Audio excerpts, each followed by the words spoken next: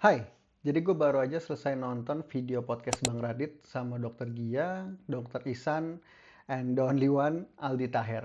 Dan ternyata gue baru tahu kalau Aldi Taher itu adalah survivor dari salah satu jenis cancer, yaitu limfoma atau kelenjar getah bening. Dan Mas Aldi Taher cerita kalau masa padat atau yang biasa disebut dengan tumor, itu tumbuh di mediastinum atau rongga paru. Apa segede apa masanya? 9 kali 6 cm. Lu gede Oh, dong. gede di samping paru-paru. Medisinum. Jadi itu udah neken paru-paru. Oke. Makanya saya harus napas gini. Busung di dada. Oke. Baru nyampe napasnya. Itu kejadian 8 tahun lalu sebelum saya didiagnosa kanker limfoma. Sehingga efeknya itu membuat sesak karena paru-paru itu tertekan dan paru-parunya itu tidak bisa mengembang dengan baik. Dan ini juga yang terjadi sama persis dengan mendiang istri gua, Pipin.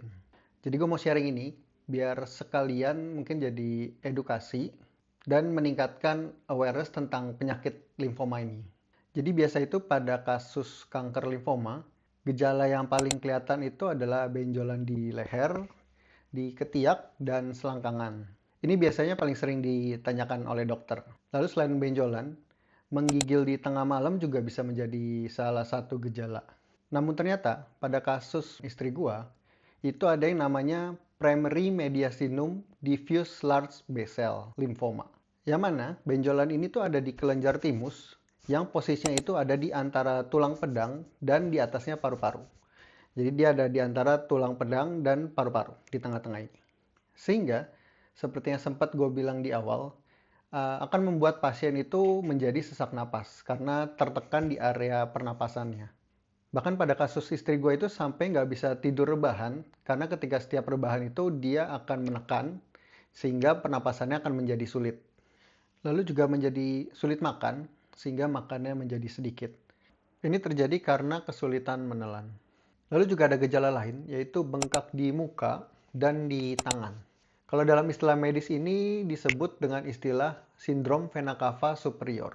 Atau kalau gampangnya, itu terjadi penyempitan pembuluh darah vena, sehingga darah itu akan sulit beredar atau mengalir, dan terjadilah penumpukan cairan itu sendiri yang membuat bengkak. Nah, kalau udah ada beberapa gejala atau tanda-tanda seperti tadi, biasa dokter itu akan minta untuk dilakukan cek menunjang, yaitu CT scan dengan kontras. Jadi nanti akan dapat gambaran semacam 3D gitu, seberapa besar tumor atau masanya dan posisinya itu ada di mana. Setelah keluar hasilnya dan benar-benar terlihat bahwa memang benar ada tumor atau massa, maka selanjutnya yang perlu dilakukan itu adalah biopsi atau pengambilan sampel jaringan.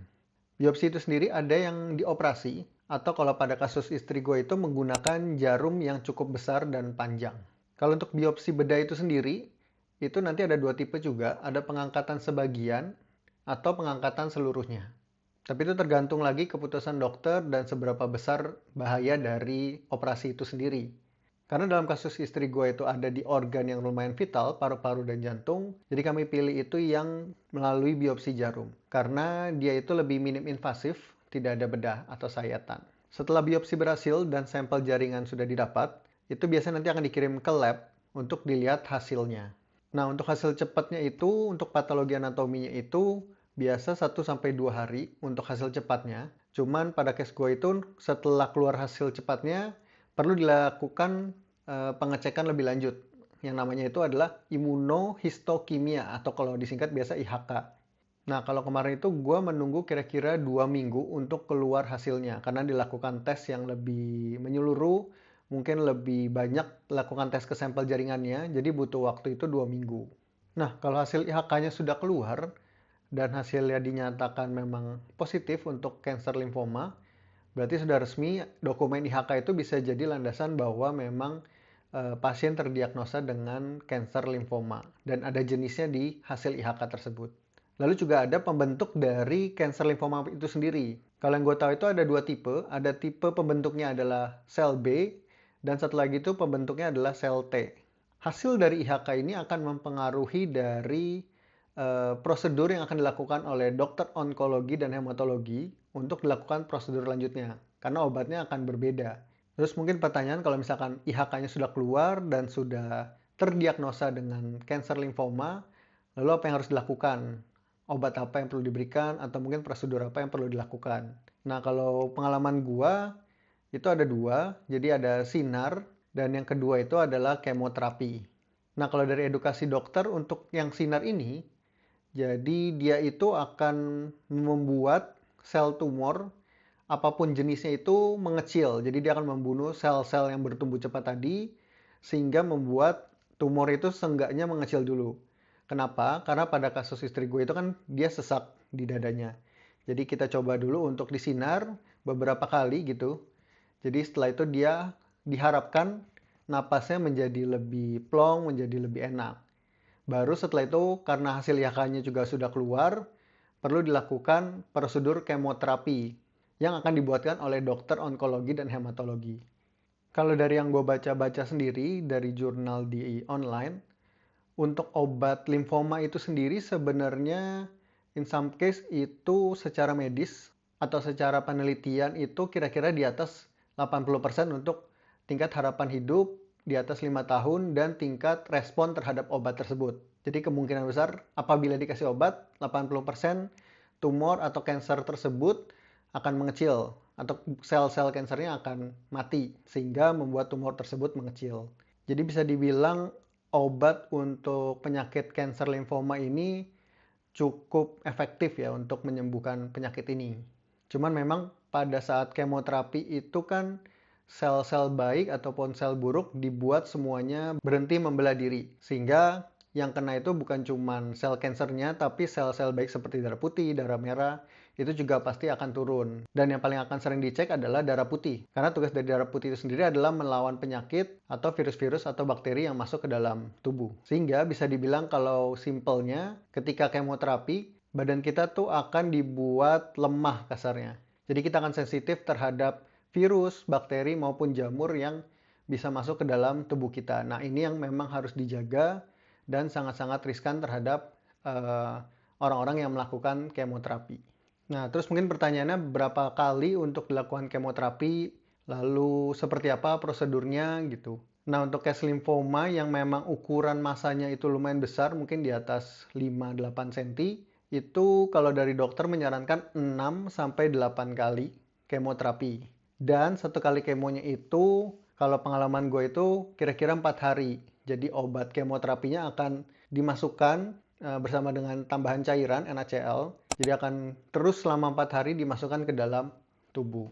Nah, 4 hari itu disebut dengan satu siklus, ditambah dengan 2 minggu setelahnya, atau mungkin 2 minggu 2 hari. Jadi total satu siklus itu 3 minggu.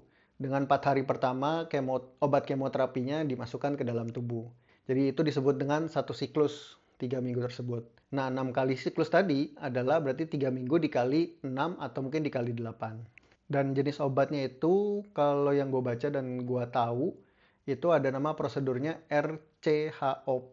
Jadi R ini adalah obat terapi target yang memang menyerang jenis selnya. Kalau case istri gue itu sel B pembentuknya, jadi akan diserang dengan rituximab. Dan sisanya 4 obatnya itu adalah obat kemoterapi yang mungkin secara umum lebih general kali ya, bukan terapi target. Pada kasus istri gue pun setelah kemo pertama, bisa dibilang tumornya harusnya mengecil. Kenapa? Karena jalur napasnya membaik, dia bisa tidur rebahan lagi, lalu bisa makan tanpa tersedak. Nah, rasanya bakminya setelah bisa menelan dengan anak. Mungkin sudah bisa rebahan, bisa makan enak, bisa makan baru. tinggal mengembalikan badan lagi. Dari berat berapa? 38. Mulai dari nol ya. Jadi kita anggap pada saat kemo pertama itu sebenarnya obatnya itu efektif. Nah, tadi kan gue bilang kira-kira itu minimal 6 siklus ataupun 8 siklus. Biasanya nanti di siklus ketiga akan diminta untuk dilakukan cek penunjang, misalkan ronsen gitu ya, untuk melihat masanya. Apakah ini memang sudah membaik atau mengecil secara tumornya. Lalu setelah kemo pun nanti, karena tadi gue bilang darah putihnya itu cenderung turun, jadi dari dokter yang pasti akan dilakukan pengecekan rutin terkait hematologi atau darah. Lalu yang kedua itu apabila darah putihnya turun, biasanya ada suntik darah putih atau leukogen. Nah, leukogen ini membantu pembentukan darah putih di dalam tubuh kita sehingga dropnya tuh nggak parah banget. Dan kalau gue baca-baca dari komen yang sebelumnya, mungkin teman-teman yang pernah juga mengalami atau mungkin orang tersayangnya pernah mengalami kanker limfoma, ada beberapa yang memang sembuh juga gitu. Jadi bisa dibilang tadi emang obatnya itu udah efektif. Jadi mungkin segitu dulu aja sharing buat terkait apa itu sebenarnya kanker limfoma, mungkin yang baru pernah dengar juga. Mungkin semoga video ini bisa jadi edukasi, terus juga bisa jadi membantu buat kalian yang lagi menghadapi atau mungkin ada gejala serupa, bisa langsung cek aja ke dokter gitu ya, apakah memang ini perlu dilakukan pengecekan lebih lanjut. Terus juga buat teman-teman yang lagi melawan cancer, yang lagi menghadapi kemoterapi atau apapun itu prosedurnya, tetap semangat, langkah demi langkah, pelan-pelan. Gua tahu itu nggak mudah gitu ya, harus menghadapi. Gue juga nggak merasakan secara langsung apa efeknya, tapi gue sebagai yang menemani, tahu rasanya itu pasti berat. Tapi semoga di perjalanan kalian menghadapi itu semua, kalian tetap menikmati waktu kalian yang sangat berharga. Dan gue doakan kalian bisa remisi total. Bye.